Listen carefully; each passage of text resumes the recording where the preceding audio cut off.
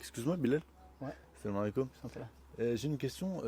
J'aimerais m'informer sur le dogme, mais je ne sais pas par quel livre commencer. Qu'est-ce que tu me conseilles? Ouais, il y en a plusieurs. Alors regarde, moi je vais te conseiller celui-ci.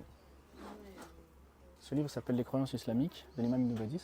Ce qui est intéressant, c'est qu'il a repris, on va dire, les informations les plus importantes au niveau de la croyance, sans rentrer dans les sujets qui sont techniques et qui concernent, on va dire, les spécialistes. Et il a rédigé donc une introduction à la croyance dans laquelle il va parler donc des 6 piliers de la foi. Il va rentrer dans les détails dans tout ce qui concerne donc le tawhid, la croyance en Allah, la croyance en ses anges, en ses prophètes, en ses messagers, etc. De manière très simple, avec beaucoup de versets coraniques, quelques explications. Et ce qui est intéressant, c'est qu'en plus, il est arabe-français.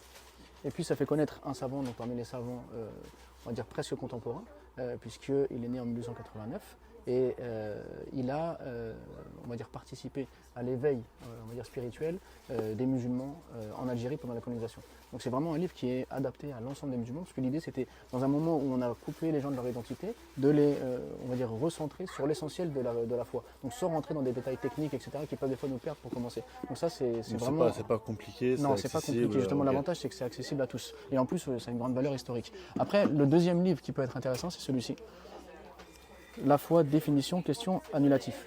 En fait, souvent dans les livres de dogme, on a des informations très théoriques et on passe à côté du côté spirituel.